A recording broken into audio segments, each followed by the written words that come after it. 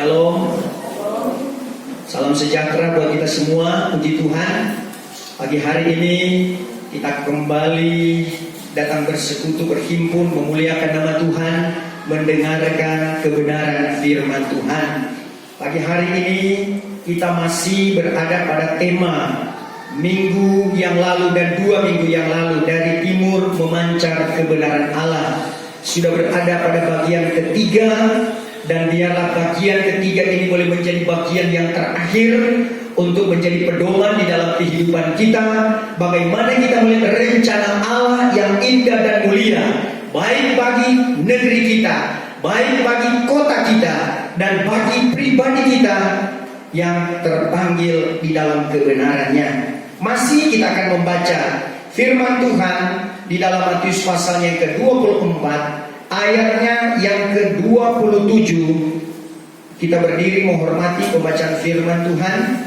Berbunyi demikian: karena seperti kilat memancar dari timur dan bercahaya sampai ke barat, demikian juga kedatangan Anak Manusia. Terima kasih, dipersilakan duduk kembali. Saudara yang kekasih, apa yang dikatakan tadi tentang dari timur memancar ke barat, dan di sini disinggung di dalam bagian yang terakhir, demikian juga kedatangan Anak Manusia.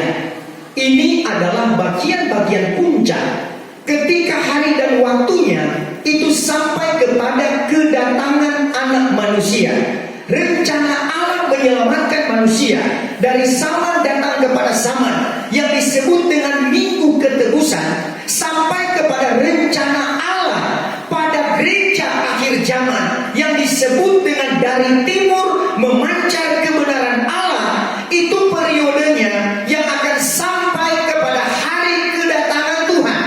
Saudara-saudara, hari kedatangan Tuhan itu adalah hari kedatangan Tuhan di awan-awan pada meterai yang ke-6 untuk menjemput gerejanya, dan ada hari kedatangan Tuhan untuk berpijak di atas bumi ini yang sesudah kerajaan antikris. Maka dia akan datang, tapi dia bukan datang membawa perdamaian, tapi dia datang membawa pedang. Saudara-saudara, kalau ayat ini yang menyinggung tentang kedatangan Anak Manusia bersangkut paut dengan dari timur memancar kebenaran Allah. Karena apabila kedatangan Anak Manusia itu sudah terjadi, itu adalah ujung akhir zaman.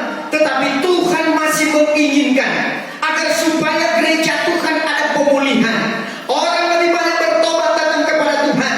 Penyelamatan lebih banyak lagi kepada orang-orang yang belum percaya, kepada orang yang sudah percaya, untuk meningkatkan iman sebagaimana Ibrani pasal yang ke-6.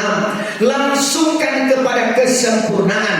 Dan orang-orang yang sudah melakukan perjalanan untuk melangsungkan kepada kesempurnaan, Matius pasal yang ke-24 ayat 13, siapa yang bertekun sampai ke akhir, maka dialah yang diselamatkan. Saudara-saudara, dari 2 minggu yang lalu sampai kepada minggu yang lalu, kita sudah membicarakan tentang materi dari timur memancar ke barat. Itulah memancar kebenaran Allah.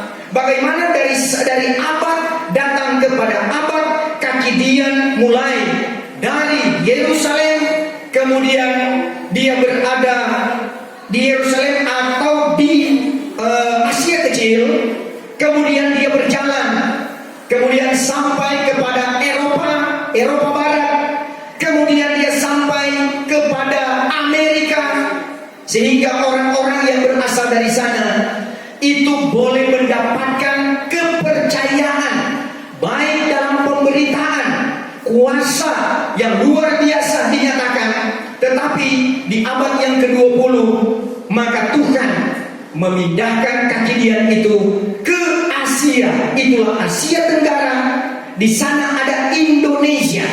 Di Indonesia ada Sulawesi. Itulah Sulawesi Utara. Berbahagialah orang Indonesia, amin saudara, yang di dalamnya terpanggil dari timur memancar kebenaran Allah. Berbahagialah Indonesia, berbahagialah orang-orang Sulawesi Utara, berbahagia orang Manado, bahagia hari ini? Orang yang merasakan dari timur memancar kebenaran Allah, selalu di dalam hatinya itu selalu terpancar, itulah cahaya kehidupan.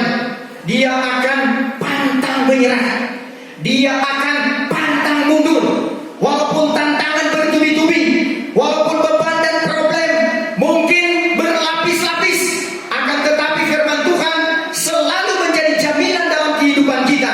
Sedangkan pun dosa semakin bertambah-tambah, tetapi anugerah Allah itu semakin berlimpah-limpah. Kejadian alam boleh terjadi, kejadian-kejadian ekonomi, politik dan sebagainya bisa berubah-ubah dari satu waktu ke waktu yang lainnya. Akan tetapi kaki dia emas, itulah pelita emas, itu cahayanya akan tetap bercahaya. Dengan pekerjaan Roh Kudus yang sempurna, dengan 7 pelita yang menyala, yang menjadi bahagian penjelasan kepada 66 kitab, itulah yang terdiri dari kelopak kuntum bunga yang jumlahnya 66 pada kaki dia itu. Maka itulah yang mencahayakan, sehingga Yesaya pasal ke-60, walaupun dunia ini diliputi dengan kegelapan, kelam kabut sekalipun, akan tetapi cahaya Tuhan, cahaya apa itu saudara? Itulah cahaya kebenaran, itulah cahaya kuat kuasa Roh Kudus, itulah cahaya kuat kuasa firman Allah yang sampai hari ini kita pertahankan, kita berjuang untuk itu. Amin saudara.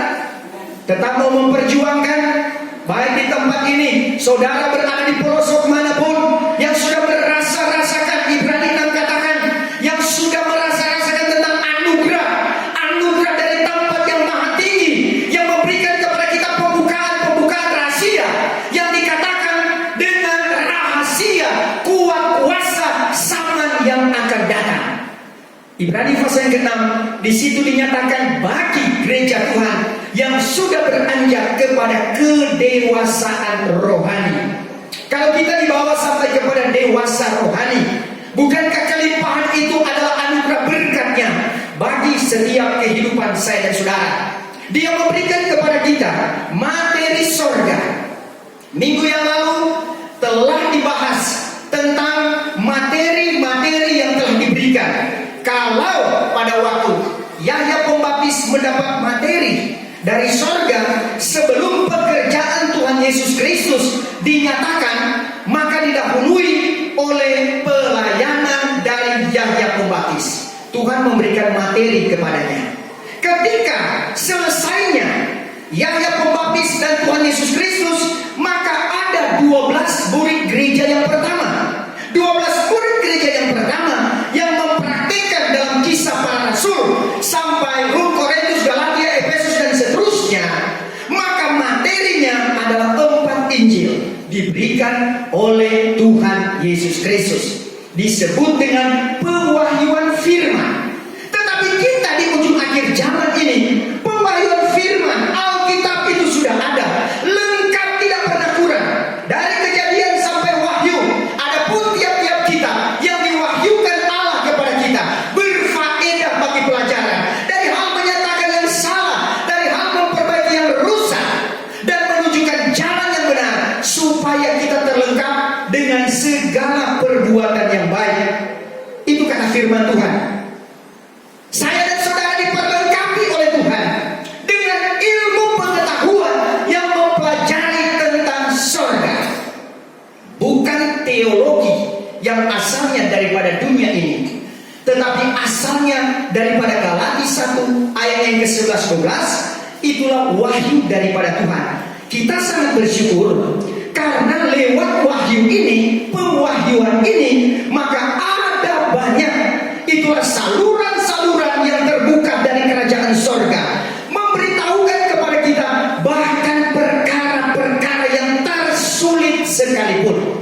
Saudara-saudara, umat Israel pernah merasakan bagaimana pedihnya mereka, ratusan tahun tidak ada firman, sehingga saudara-saudara dikatakan oleh firman Tuhan di dalam 1 Samuel pasalnya yang ke-3 ayatnya yang pertama, firman itu jadi mahal. Saudara-saudara, 1 Samuel pasal yang ke-3 ayat pertama, 1 Samuel pasal 3 ayat 1. Hatta maka Samuel orang muda itu berkhidmatlah kepada Tuhan di hadapan Eli, maka mahalah firman Tuhan pada masa itu, karena tiadalah wahyu pada sedia kala. Pada masa itu, karena kemerosotan pengiringan umat Israel kepada Tuhan itu pada zaman Eli. Bahkan Eli pun imam, seorang imam yang dipercayakan oleh Tuhan, yang pada akhirnya saudara-saudara, dia pun mengalami akhir hidup yang sangat tragis. Saudara-saudara, dia membiarkan anak-anaknya ketika berbuat sebenarnya harus dengan imamat yang benar, akan tetapi tidak seperti yang dinyatakan oleh kebenaran firman Tuhan. Saudara-saudara, sebab itu sebagai hamba Tuhan mengharuskan sebuah kebenaran itu tertanam, tertancap kepada setiap orang yang mengiring Tuhan, yang disebut dengan anak-anak rohani. Amin, saudara. Kami menerima dari guru kami yang menerima pewahyuan dari Tuhan, dicocokkan dengan firman Tuhan, tidak ada yang salah. Semuanya adalah sesuai dengan firman Tuhan. Tentunya ini harus berlaku 2 Timotius pasalnya yang kedua, ayatnya yang kedua. 2 Timotius 2 ayat 2. Coba baca. Timotius 2 ayat 2. Dan barang yang telah engkau dengar daripadaku di antara banyak orang saksi. Barang yang didengar daripadaku di antara banyak orang saksi itu diberikan kepada Timotius, didengarkan daripada Paulus. Terus Amanatkanlah kepada orang yang setiawan. Paulus bilang, hai Timotius, amanatkanlah kepada orang lain, yaitu kepada orang yang setiawan, yang akan berlayak mengajar orang lain pula. dan orang-orang itu pun akan berlayak mengajar orang lain pula. Amin, saudara. Terjadi kabar yang berkesinambungan. Itulah kabar kesempurnaan, adalah kabar yang berkesinambungan. Saya percaya pemberitaan pun pada hari ini, pada saat ini, pada jam ini, ketika Bapak Ibu Saudara mendengarkannya, baik di tempat ini boleh menjadi berkat kepada siapapun yang ada di sekitar saudara. Saudara-saudara yang ada di tempat yang jauh, di pulau manapun, di provinsi manapun, di luar negeri sekalipun, ketika mendengarkan akan kebenaran firman Allah, lanjutkan itu kepada orang lain. Engkau akan diberkati oleh Tuhan. Saya dan saudara akan membawa berita firman itu, boleh bertambah-tambah bilangan orang yang mendengarkan akan kebenaran firman Tuhan. Puji Tuhan, saudara, dengan fasilitas multimedia, lewat media sosial yang Tuhan berikan, baik lewat Facebook, baik lewat YouTube dan sebagainya, kalau dipergunakan sebaik-baiknya, sekian banyak orang yang bisa menyaksikannya. Amin, saudara, yang bisa mendengarkannya. Maka inilah mewujudkan firman Tuhan. Dari timur memancar kebenaran Allah. Dari saat ini pun sementara dikumandangkan kebenaran firman Tuhan. Sebab itu, saudara yang kekasih, bagi kehidupan kita yang telah dipercayakan untuk menerima akan pengajaran ini, yaitu pengajaran yang harus membawa sampai kepada kesempurnaan, maka firman Tuhan menyatakan bahwa meskipun mahal firman, karena wahyu tidak ada. Nah, kalau dengan keadaan sekarang bagaimana, saudara-saudara? Mungkin dengan hikmat manusia bisa terjadi, mungkin dengan akal manusia pun bisa terjadi. Orang bisa berkhotbah, orang bisa melayani. Saudara-saudara, yang penting kalau itu tidak menyimpang daripada firman Tuhan, maka itu berarti adalah firman Tuhan. Tetapi kalau menyimpang daripada kebenaran firman Tuhan, itu akan menjadi jerat dalam kehidupan orang yang mendengarkannya. Apalagi kalau sudah menyeleweng daripada firman Tuhan, itu akan membawa kepada kebinasaan. Sekarang, sebelum pada puncaknya yang disebut dengan pergerakan yang besar, kegerakan rohani yang amat besar, yang digambarkan dengan pesta pondok daun-daunan. Saudara, karena kita dijemput dengan banyak pesta di dalam dunia ini. Kita dijemput dengan pesta panggilan. Ketika Tuhan memanggil kehidupan saya dan saudara, maka tersentuhlah hati kita. Kita bertobat datang kepada Tuhan, memberi diri untuk menjadi orang-orang pilihan Tuhan. Kemudian kita dijemput dengan panggilan firman Allah dan perjamuan suci. Kita merasakan hadirat Tuhan jadi bagian kita. Dan kita sementara menanti jemputan yang ketiga, pesta yang ketiga, yang itulah pesta pondok daun-daunan. Ini adalah pesta kegerakan yang besar. Nah saudara-saudara, ini yang disebut dengan pesta sekaligus sebagai reformasi yang terakhir. Nanti akan ada pesta yang keempat. Itulah pesta anak domba di awan-awan yang bermain selama 3,5 tahun. Dan ada pesta yang kelima, yaitulah pesta perkawinan anak domba di awang-awangan selama 75 hari. Kita sekarang menghadapi pesta masih pada kedua pesta di bawah ini, sampai kepada bagaimana kita dengar firman Tuhan, bagaimana kita bersekutu dengan Dia, bagaimana kita mau merasakan perubahan-perubahan sesuai dengan amanat firman Tuhan. Ini yang sementara terjadi untuk membawa sampai kepada kegerakan besar. Karena nanti saudara, pada kegerakan besar akan terjadi Yeskel pasalnya yang ke-37 dan akan terjadi Yehezkel pasalnya ke-47.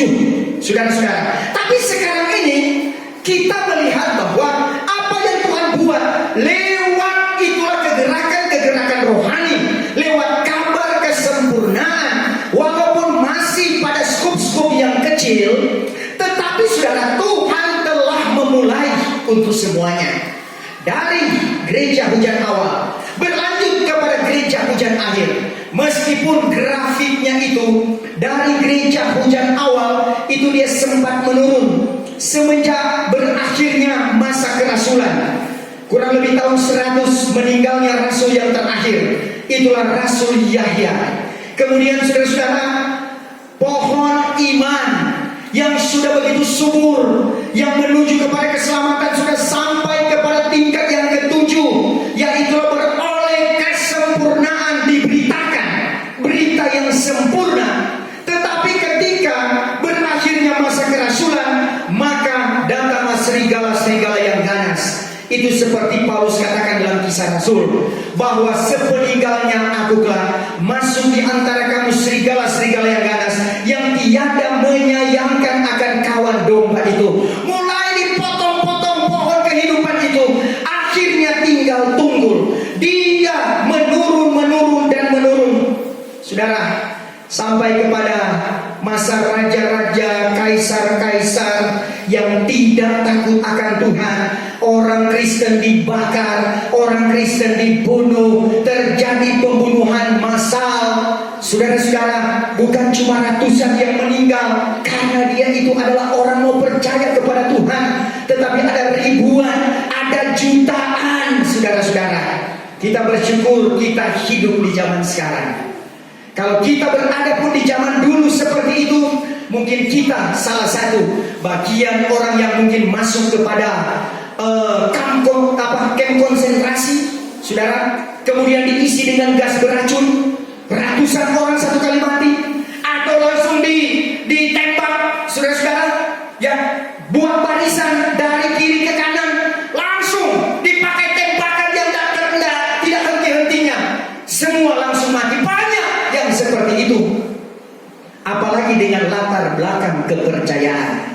Meskipun sekarang zaman di mana dihantui dengan terorisme, dihantui dengan kejahatan-kejahatan yang lainnya, akan tapi kita masih bersyukur kepada Tuhan, karena justru di zaman ini merupakan generasi emas bagi kehidupan saya dan saudara. Di ujung abad yang ke-20, ke-21, memasuki awal 21, saudara-saudara, kita dipercayakan untuk berada pada rintik-rintik pekerjaan Tuhan yang besar. Kita tidak tahu apakah kita mau sampai ke gerakan besar atau tidak, tapi minimal di rintik-rintik ini kita sudah merasakan air hujannya. Amin. Kita sudah merasakan bagaimana pergerakan dan kegerakan itu ada di dalam setiap kehidupan kita. Apa yang Tuhan berikan kepada kita dengan modal itulah pewahyuan yang langsung daripada Tuhan. Itu adalah hal yang luar biasa. Pernah terjadi pada zaman Samuel bahwa mahal firman, karena pada masa itu Tuhan tidak lagi menyatakan. Itu pada zaman Samuel. Dilanjutkan juga saudara-saudara, dinyatakan di dalam Nunuk Yeremia pasal yang kedua ayat ke-9, ratapan 2 ayat ke-9. Yeremia 2 ayat 9. Segala pintu gerbangnya sudah tenggelam di dalam tanah, segala kancingnya sudah dibinasakan dan dipecahkan olehnya, rajanya dan segala penghulunya pun adalah di antara orang-orang kafir, hukum pun tiada lagi, dan segala nabinya pun tiada lagi beroleh wahyu daripada Tuhan. Saudara, keadaan yang sangat-sangat memprihatinkan kepada orang Israel, sehingga terjadilah kita berratapan Nunuk Yeremia ini, karena orang Israel sudah terlampau dosanya, bahkan sudah tidak ada lagi wahyu, tidak ada lagi yang dinyatakan dengan wahyu, yang ada hanyalah murka Tuhan. Saudara, pada akhir zaman kelak, apabila masanya sudah sampai, orang yang tidak mau memperhatikan, mempedulikan akan kebenaran, akhirnya bukan lagi penyampaian terjadi kepada mereka seperti penyampaian kebenaran ini, tetapi sudah murka. Kalau sudah sampai ke situ, maka akan berlaku Wahyu pasalnya yang ke-6 ayatnya yang ke-15. Wahyu pasal 6 ayat 15. Dan segala raja di bumi dan orang besar-besar, Raja di bumi dan orang besar-besar, dan panglima, orang berpangkat, dan orang kaya-kaya, orang kaya-kaya, punya banyak uang, punya banyak harta, punya banyak saudara-saudara, dan yang berkuasa, orang yang punya kuasa dalam dunia ini, dan tiap-tiap orang baik hamba baik merdeka, ya, sekalian yang bersembunyi di dalam sekali waktu kalau harinya sudah tiba, mereka akan bersembunyi di dalam segala gua dan dalam di sebuah gua, dan di celah-celah batu gunung. dan mereka bersembunyi di celah-celah batu gunung. Ayat 16. Serta berkata kepada gunung-gunung dan batu-batu itu, Berkata kepada gunung dan batu-batu itu, timpalah kami, lindungkanlah kami daripada wajah Dia yang duduk di atas aras itu dan daripada murka anak domba itu. terus Ayat 17. Karena hari yang besar, yaitu hari murkanya itu sudah tiba, dan siapakah yang dapat menahan? jika hari murkanya itu sudah tiba, itu yang disebut dengan hari besar, hari murkanya sudah tiba, siapa yang dapat menahan? Saudara, Sefanya 1 ayatnya yang ke-18, apa dikatakan oleh firman Tuhan? Sefanya 1 ayat yang Ayat ke-18. 1 ayat 18.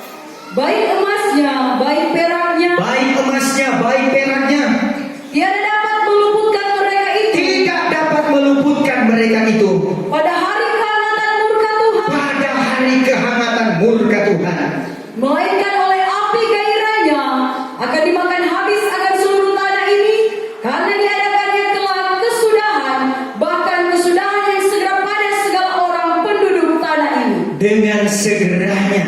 Saudara, hari-hari ini adalah hari-hari yang kita lihat semakin hari dunia semakin menuju kepada kehancuran. Firman Tuhan menyatakan ujung akhir zaman ini dengan tanda-tanda yang terjadi. Kita tahu bahwa kita akan memasuki pada reformasi yang terakhir. Itulah reformasi di mana kabar kesempurnaan, pewahyuan daripada Tuhan, itulah yang harus dinyatakan, yang akan menggeser. Itulah pengajaran akal-akal manusia dan pengajaran setan-setan. Di dalamnya saudara-saudara akan terjadi pelantikan hamba-hamba Tuhan. Gambarannya adalah 4.000 dan 5.000 orang ketika diberi makan oleh Yesus. Pada waktu 5.000 orang itu dengan roti jelah, itu membicarakan tentang bagaimana hamba-hamba Tuhan yang akan melayani pekerjaan Tuhan, yang akan membawa dari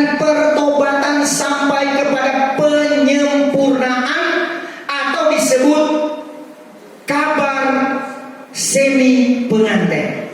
Itu penyempurnaan, saudara-saudara. Nanti 4.000 yaitu dengan roti gandum yang akan memindahkan dari kabar penyempurnaan atau yang disebut dengan semi pengantin kepada kabar kesempurnaan. Itulah kabar pengantin. Jadi 4.000 dan 5.000 ini akan dinyatakan tahun pertama akan diadakan. Itulah pelantikan 5 jawatan Tuhan di luar daripada 12 rasul yang terakhir. Modal daripada gereja hujan akhir adalah 12 rasul ditambah dengan 5.000 orang yang membawa dari panen sampai kepada pematang. Itu adalah dari pertobatan sampai kepada penyempurnaan. Dan 4.000 itu dari pematang atau dari penyempurnaan dibawa ke lumbung atau dibawa kepada kesempurnaan. Haleluya saudara. Maukah saudara berada di bagian itu? Mau suka di 4.000 atau di 5.000 saudara-saudara? Mau 4.000 atau mau 5.000? Semuanya itu karena tahun pertama terjadi seperti itu pembagian, tapi tahun kedua dan tahun ketiga semuanya membaur dengan kabar kesempurnaan, membawa gereja Tuhan untuk sempurna tubuh, jiwa dan roh. Itu yang disebut pekerjaan di Yerusalem. Kalau kaki dia yang pertama berada di Yerusalem, maka murid-murid itu boleh berada dari sana. Sehingga di Yerusalem maka Tuhan tentukan paling banyak murid-muridnya itu asal dari Galilea, saudara-saudara. Ya, sebab itu kalaupun ditentukan Indonesia adalah Yerusalem di timur, haleluya saudara, karena perjanjian dari timur memancar kebenaran Allah. Maka ada Sulawesi Utara. Kalau kita pegang teguh-teguh akan pekerjaan Tuhan yang diberikan kepada kita, maka kepercayaan Tuhan kepada kita tidak akan hilang. Jangan sampai itu bergeser kepada orang lain. Yang kita berdoa, Tuhan panggil orang lain untuk masuk dalam rencana Tuhan. Tapi jangan kita digeser kemudian diganti dengan orang lain. Yang ada adalah kita terpanggil, terpilih dan setia. Orang lain pun dipertambahkan, dipanggil, dipilih dan setia. Haleluya. Sama-sama kita mendapatkan berkat ini, yaitulah berkat pada kegerakan besar. Berkat pada kegerakan besar yang dinyatakan dari timur memancar kebenaran Allah. Inilah kegerakan besar. Yeskiel pasal yang ke-47, dia itu berasal dari timur, kemudian dia ke selatan, kemudian dia ke utara, dan dia akan tutup di barat. Haleluya. Kegerakan besar akan berjalan seperti itu. Dia akan pecah dari timur, pecahnya dari Indonesia. Berharga di mata Tuhan itu Indonesia. Amin. Sebab itu apapun yang terjadi, percayalah sampai hari ini Indonesia tetap ada dalam genggaman Tuhan. Ada orang-orang pilihannya, sama seperti Yerusalem. Ada orang-orang Galilea yang dipilih oleh Tuhan. Siapa mereka? Mereka bukan orang terpandang. Mereka bukan orang miliarder. Mereka bukan orang-orang yang dianggap orang-orang besar. Tetapi kebesaran kuasa firman dan kuasa Roh Kuduslah yang telah menjadikan mereka sebagai hamba-hamba Tuhan, murid-murid Tuhan, rasul-rasul Tuhan untuk memberitakan itulah Injil kebenaran Allah. Kalau Tuhan memanggil akan kehidupan kita, kita berada di Yerusalem yang ada di timur, di mana dari timur akan memancar kebenaran Allah. Adakah saudara memberi diri, inilah aku Tuhan, pakailah aku Tuhan. Haleluya. Nabi Yesaya, dia tidak sungkan-sungkan untuk berkata, Tuhan inilah aku. Kalau Yeremia masih ragu-ragu, Tuhan aku lagi muda, Tuhan aku tidak tahu berkata-kata. Tetapi Yeremia Yesaya, dia katakan inilah aku Tuhan, suruhkanlah aku. Mau jadi seperti Yesaya atau Yeremia saudara? Ya terserah. Saya dulu pernah menjadi seperti Yeremia. Saya kalau bicara tak tahu bicara, saudara-saudara. Saya kalau berdiri gugup, totofore, saudara-saudara, bisa bergetar. Sebab itu hidup ini hanya karena kemurahan Tuhan. Amin. Tuhan panggil saya seperti itu supaya ketika saya menjadi hamba Tuhan, saya tidak berkata karena saya kok punya latar belakang yang memang baik. Tidak, saudara-saudara. Justru Tuhan memanggil dari keadaan keterbatasan, tapi Dia berikan rohnya yang tidak terbatas. Dia berikan firman-Nya yang tidak terbatas. Dia nyatakan kuasanya yang ajaib. Dan bisa dirasakan memang kuasanya itu ajaib, saudara. Kegerakan besar sudah berada di ambang pintu. Di sana Yesus menyatakan tentang pekerjaannya lewat Yerusalem, seperti ketika Dia masuk ke Yerusalem.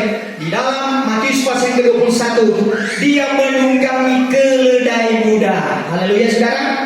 Ketika Dia tunggangi keledai muda, maka orang datang berkata, mubaraklah Ia yang datang dengan nama Tuhan. Kemudian ada ranting-ranting pohon, ada pelepah kurma ditaruh. Itu berbicara disambut oleh orang-orang yang kategorinya gereja mengandung dan gereja menyusui. Semua merasakan bahwa ketika Yesus berjalan, artinya apa? Ada kegerakan besar. Bahkan pada rinting-rintingnya pun sudah mulai terasa. Bagaimana orang yang berkerinduan baik, yang melambai-lambai, baik dengan pelepah kurma, baik dengan ranting-ranting. Itulah mereka yang disebut gereja mengandung dan menyusui. Maka mereka merindukan akan pengajaran ini. Amin, saudara. Itu akan menjadi bau harum, tapi akan berbau maut kepada orang yang menuju kepada kebinasaan. Itu berbau maut kepada para imam-imam, orang Farisi yang ada di dalam Ka'bah Tuhan. Ketika Yesus masuk ke Yerusalem dengan keledai, pada awalnya dialung-alungkan, tetapi ketika Dia mulai membersihkan akan bait Allah dari para penukar uang, pedagang, burung, domba, kambing, maka Dia bersihkan. Dia katakan tempat ini adalah tempat doa bagi segala bangsa. Bukan tempat buah penyamun, bukan tempat-tempat yang seperti itu. Sebab itu Dia bersihkan. Akhir zaman ini pun pembersihan itu selalu terjadi. Dan hari-hari ini pembersihan lewat kebenaran firman Allah. Meskipun bayar harga yang cukup mahal. Dengan apa? Salibkan Dia, salibkan Dia, salibkan Dia. Mungkin kepada Bapak Ibu Saudara, belum pernah orang berteriak salibkan Dia. Akan tetapi batin kita, mungkin jiwa kita, tekanan yang terjadi bagaikan ungkapan salibkan Dia, salibkan Dia. Mungkin tantangan, olokan, mungkin membuat kita tersudut, mungkin membuat kita terjepit. Tapi Paulus berkata, meskipun dia terhimpit, akan tetapi dia tidak putus harap. Ada ayat firman Tuhan, dia merasa dihimpit, dia merasa dijepit, tapi dia tidak berputus asa. Dia tidak putus harap. Pernah saudara merasa terhimpit? Pasti banyak, saudara. Terjepit pasti banyak, tapi jangan putus asa. Jangan putus harap. Kepada Tuhan tidak ada perkara yang mustahil. Dalam kehidupan kita, apa yang seringkali menjadi kekhawatiran kita, jangan khawatir. Soal hal hidup ini, Tuhan yang paling tahu dan Tuhan yang paling mengerti. Jalani saja akan kebenarannya. Maka Dia yang tahu. Yahya 6 ayat 6, aku tahu apa yang aku buat, kata Yesus. Amin, saudara. Dia yang tahu untuk Dia lakukan kepada kita. Kalau kita mau tahu dengan Dia, kalau kita mau tahu dengan kebenaran, kalau kita mau tahu dengan rencana Allah, kalau kita berada di pihaknya, kalau kita berada dalam genggaman tangan Tuhan, siapakah yang bisa mengorek orang yang ada dalam genggaman Tuhan? Saudara-saudara, kalau Tuhan di pihak kita, siapa lawan kita, kata firman Tuhan.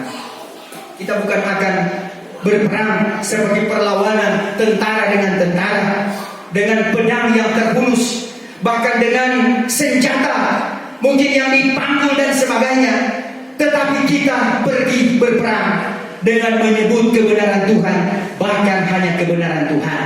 Keledai-keledai ini masuk ke Yerusalem, dipakai oleh Tuhan.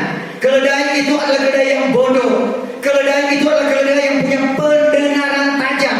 Keledai itu adalah keledai yang punya sifat penurut.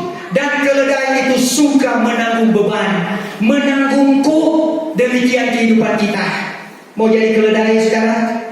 Keledai tidak seperti kuda yang tinggi, dan kalau dia berlari, dia gagah. Keledai kalau dilihat potongannya saja, orang lihat potongannya itu potongan setengah, saudara-saudara. Ya, kalau dilihat dari jauh, yang lebih besar beban yang ada di atasnya daripada keledai itu sendiri. Tetapi dia yang dipakai oleh Yesus untuk masuk ke Yerusalem. Amin. Tuhan tidak pakai kuda. Karena apa? Karena kuda baskop, saudara-saudara. Tuhan tidak pakai sapi atau kerbau, tapi dia pakai keledai. Keledai itu dia jalan saja. Keledai tidak suka banyak ribut, saudara-saudara, itu keledai. Tetapi dia penurut. Dia bodoh, artinya kita harus bodoh berbuat dosa. Amin. Jangan kita bodoh berbuat baik, pintar berbuat dosa. Itu saudara-saudara bahaya. Kemarin saudara-saudara, kita mengikuti penjelasan lewat firman Tuhan di ibadah pantai. Jangan sampai sudah selalu dengan kebodohan untuk mau melakukan dosa. Kalau itu sudah selalu dan selalu ada goresan dosa, terbiasa dengan seperti itu, sulit untuk dicabut. Tetapi kalau kita terbiasa dengan kebenaran, mungkin kebenaran sekali kita belum paham, kita dengar 2 kali, kita mulai ada pencerahan, ketiga kali dan terus menerus kebenaran Allah menjadi bagian kita. Ada goresan-goresan kebenaran yang selalu tertorehkan kepada hati saya dan saudara. Bukan ditulis dengan dawa, tetapi dengan roh kepada roh hati kita. Dan itu akan makan dalam secara positif, membawa hati kita boleh berserah kepada Tuhan. Dan Tuhan kalau dia bekerja lewat kegerakan besar, lewat pelayanan gereja hujan akhir, sehingga dari timur memancar, hamba-hamba Tuhan dari timur akan dipakai oleh Tuhan, sehingga terjadi pergerakan kuasa roh Allah yang luar biasa. Yahya 12 berkata, tengoklah, usaha kamu sia-sia, hai ahli Taurat dan orang Farisi, karena mereka semua sudah pergi mengikut dia. Amin, saudara. Yahya pasal 12, ya. Tengoklah bahwa mereka itu sudah mengikut dia. Ayat 19. Yahya 12 ayat 19. Lalu kata orang Farisi sama sendirinya, kamu lihat bahwa usahamu suatu pun tiada gunanya. Tengok, seisi dunia sudah pergi mengikut dia. Pada waktu Tuhan Yesus Kristus memasuki negeri Yerusalem, terjadi satu kegerakan yang luar biasa. Orang Farisi ahli Taurat, mereka saling menatap satu dengan yang lain. Orang-orang sudah ikut Yesus. Haleluya, saudara. Sama sendiri berkata, sia-sia usaha kita. Mau tahan dengan apa itu orang? Mereka sudah berbondong-bondong datang kepada Yesus. Ribuan orang mengikut Yesus. Amin. Makanya Yesus memberi makan 4.000 orang. Dia memberi makan 5.000 orang dengan peri ajaib. Kalau ikut Tuhan selalu ada keajaiban. Amin. Orang kalau tidak mengerti, mau dapat apa ikut Yesus? Apalagi seorang banyak ribuan begini mengikuti perjalanan. Yesus mau ambil makanan dari mana? Mesti makan penghuni. Tetapi saudara-saudara, Tuhan cuma berkata, aku kasihan melihat orang yang sebanyak ini. Mereka pasti sudah lapar. Ingat saudara, Tuhan tahu di mana waktu kita lapar. Amin. Tuhan tahu di mana di waktu kita bersusah. Tuhan tahu di mana pada waktu air mata kita naik di hadapan hadirat Tuhan. Tuhan kasih makan enggak? Kasih makan. Di saat apa? Di saat yang sebenarnya tidak masuk akal. Mau beri makan 4.000 orang, 5.000 orang, saudara-saudara. Akhirnya 5.000 orang hanya dengan 5 roti dan 2 ikan. Haleluya, saudara-saudara. 5 roti, mau bikin apa dengan orang 5.000? Belum lagi, itu cuma laki-laki yang dewasa yang dihitung. Belum lagi anak-anak dan para wanita. Saudara, tapi apakah Tuhan Yesus Dia langsung bilang, aduh, ini orang sudah sebanyak ini, suruh pulang saja mereka. Dah, saudara, sekali mengiring Tuhan, tetap mengiring Tuhan. Amin. Sekali layar terkembang, ya, suruh kita berpantang. Amin. Kenapa? Karena sekali kalau itu layar sudah terkembang, berarti sudah di tengah laut itu. Mau jadi apa? Ya, sudah di tengah laut. Bersyukur karena kita punya Tuhan yang ajaib. Kalau seperti KRI apa? Nanggala sampai saat ini belum ketemu. Sudah 50-an orang yang ada di dalam. Mereka memang kewajiban. Sehingga untuk sekarang ini ada istilahnya bahwa mereka itu diutus untuk tidak kembali. Patroli, utus tugas untuk tidak kembali. Jadi seperti itu. Karena memang belum diketemukan sampai sekarang.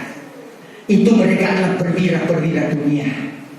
Kalau saya dan saudara sebagai perwira-perwira sorga, saudara-saudara, Tuhan berjanji Dia menyertai kita sampai pada kesudahan alam. Amin.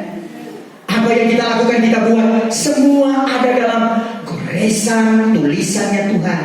Di dalam Maleakhi pasal ketiga ayat ke-16. Taruhlah tulisan-tulisan itu menjadi tulisan-tulisan yang berarti dengan apa yang kita lakukan dalam pengiringan, dalam pelayanan, dalam kebenaran.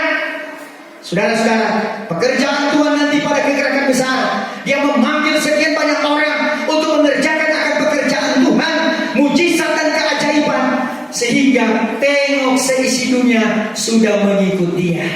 Karena dalam kegerakan besar, saudara-saudara, orang-orang akan datang kepada kebenaran. Semua akan mencari akan kebenaran. Bahkan merek-merek gereja, gedung-gedung gereja, gereja-gereja akan kosong untuk cari kebenaran. Karena pemberitaan sudah sama dengan Tuhan Yesus Kristus. Dia memberitakan di lapangan-lapangan, Dia memberitakan di atas bukit, Dia memberitakan di pinggir pantai, dan ada banyak orang yang berkerumun di sana. Haleluya. Kita yakin pada kegerakan besar sudah ada COVID, boleh berkerumun. Amin. Kalau kuasa Tuhan lewat kegerakan besar itu sudah terjadi, mau ada COVID atau tidak, orang akan datang mendengarkan firman Tuhan. Sekarang firman Tuhan dikumandangkan, pendeta sudah sampai parau suaranya, orang cuma sambil lalu saja untuk lewat. Tapi pada masa itu akan jadi mahal firman. Amin, saudara. Firman Tuhan menjadi mahal. Apalagi kalau dikatakan sudah tidak ada wahyu, tapi kemudian ketika Tuhan memberikan, itulah kabar kesempurnaan, kabar menjadi pengantin Kristus. Inilah yang akan dibawa dari timur memancar ke barat. Sekian orang akan berbondong-bondong datang kepada Tuhan. Tidak ada lagi yang akan pakai merek-merek. Oh, saya dari merek A, saya dari merek B. Sudah tidak ada lagi itu, saudara. Terjadi yang disebut oikumene, tapi oikumene di dalam roh, karena dipersatukan dalam satu roh, satu pengajaran. Amin, saudara.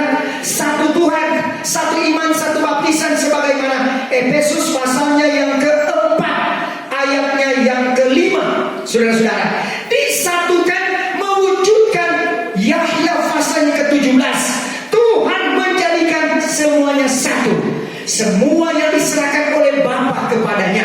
Walaupun pada kegerakan besar juga bukan semua orang yang akan masuk ke dalamnya, hanya orang pilihan. Kisah 2 ayat ke-39. Kepada kamulah perjanjian itu, kepada anak-anakmu, dan kepada mereka yang jauh-jauh. Seberapa banyak yang akan dipanggil masuk kepada keselamatan itu? Kalau seberapa banyak, memang tidak banyak. Akan tetapi ketika Tuhan memilih saya dan saudara, pegang teguh-teguh itu, saudara-saudara.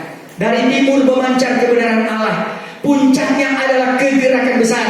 1260 hari kegerakan besar, terdiri dari 980 hari berada pada meterai yang keempat. Itu yang disebut ujung meterai keempat.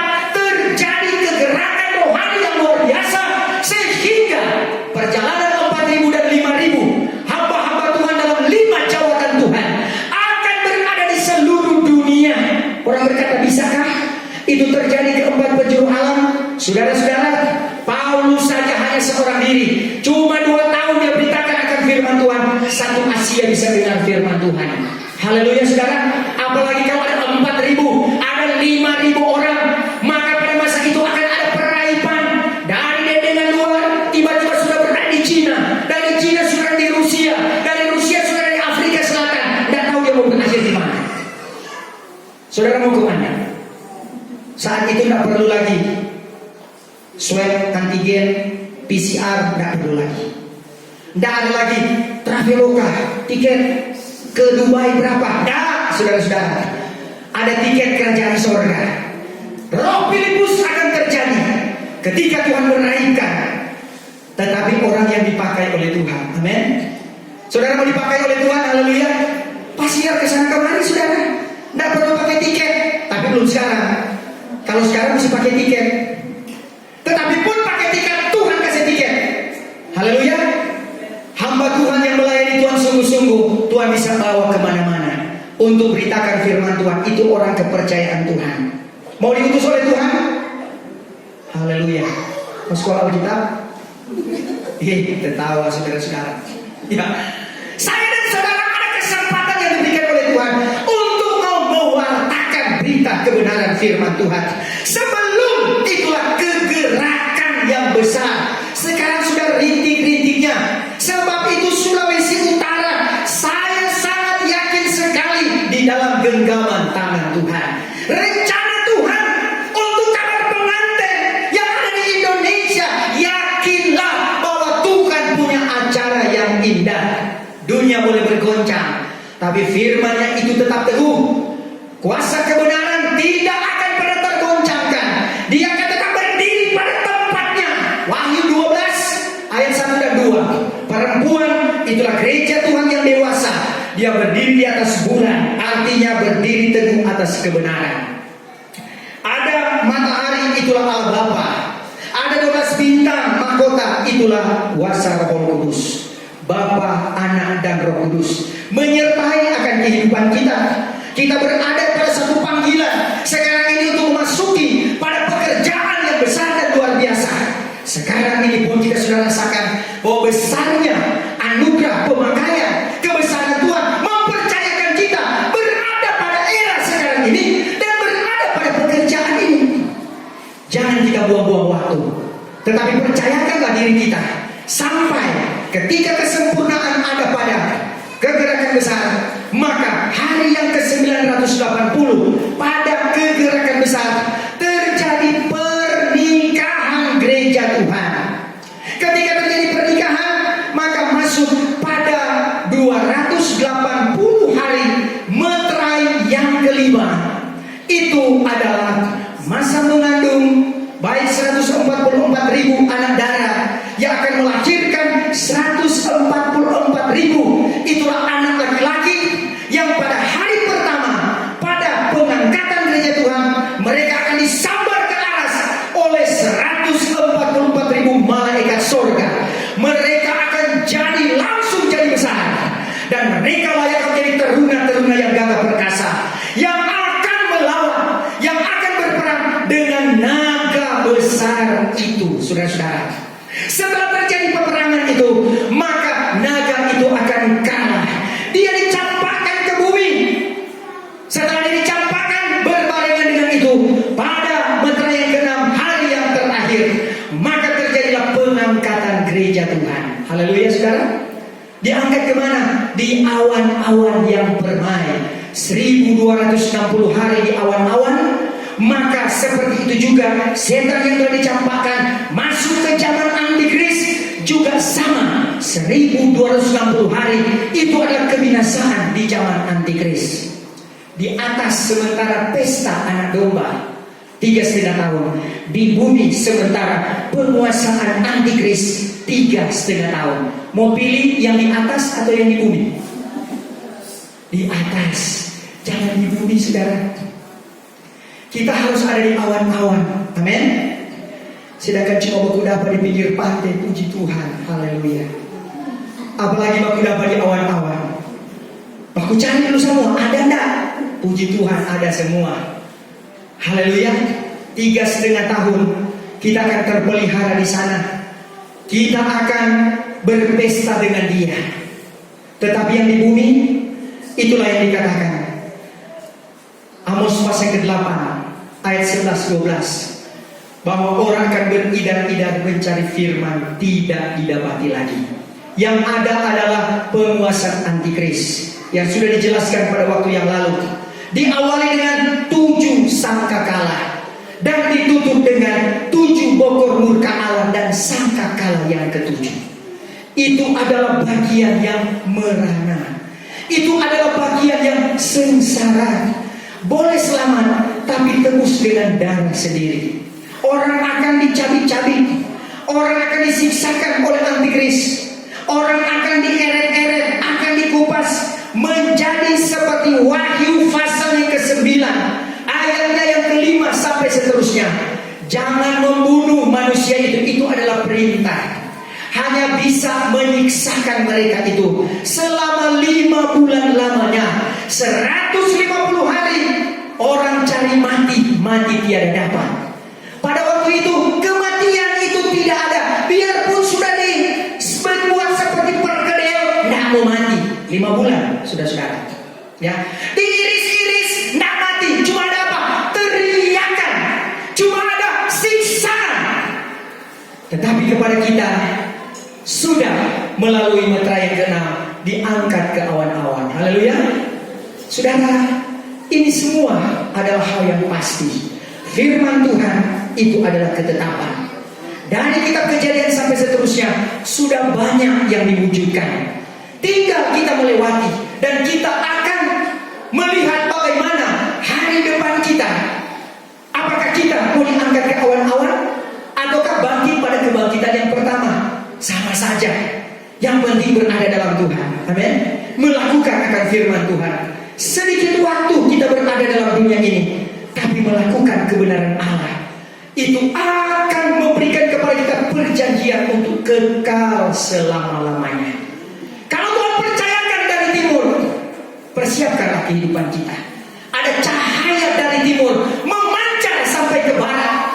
Kalau Tuhan panggil saya dan saudara menjadi berkat di dalam hendaknya Tuhan, inilah aku Tuhan, utuslah aku. Haleluya. Di mana yang Tuhan pimpin, di situ ada mujizat dan ada keajaiban. Dari timur memancar kebenaran Allah. Kuasa Allah tidak akan pernah berhenti. Dia akan melakukan semakin hari. Sebagaimana Yehezkiel pasalnya yang ke-37, saudara-saudara, bahwa air dari mata kaki sampai ke lutut, akhirnya sampai ke pinggang, akhirnya tidak terharu lagi. Itulah bagaimana rahasia kegerakan yang besar ketika kelimpahan kuasa roh Allah, sehingga tadi dikatakan bahwa lihatlah segala usahamu sia-sia, tengok seisi dunia mengikut dia. Karena apa? Dihanyutkan dengan air kegerakan besar. Haleluya. Itu kandang-kandang, ya kalau istilahnya kandang-kandang bebek, bak-bak, ada bebek A, bebek B, bebek C, ada yang 10 orang, ada yang 100 orang, ada 1000 orang. Masing-masing digembalakan oleh gembalanya masing-masing. Dia mau kasih makan milu, dia mau kasih makan jagung, mau kasih makan padi, mau kasih makan rumput kering sekalipun, pasti bebek-bebek itu akan iya-iya saja. Tetapi saudara, kalau air bah itu datang,